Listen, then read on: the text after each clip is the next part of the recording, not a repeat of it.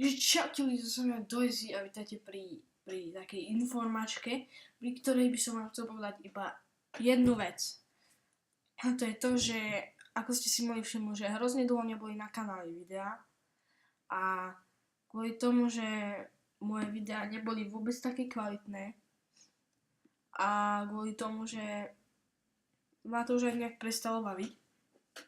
No ale teraz som sa rozhodol, že dám video na YouTube, v ktorom sa vás pýtam vlastne, či mám ešte točiť na YouTube.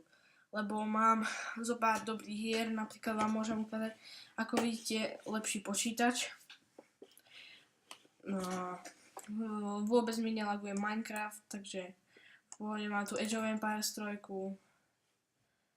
Potom mám Super Meat Boy, čo je super hra, World of Goo, The Cave, Sims 3,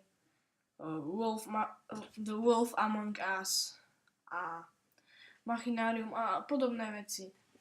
Mám takisto aj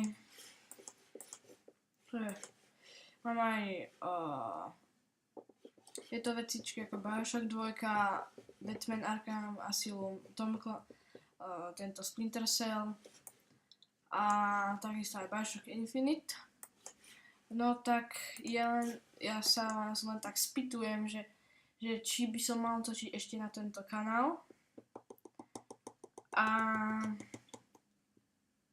okej, tak mi to proste iba povedzte napíšte mi to do komentu, že čo by som mal točiť z týchto vecí.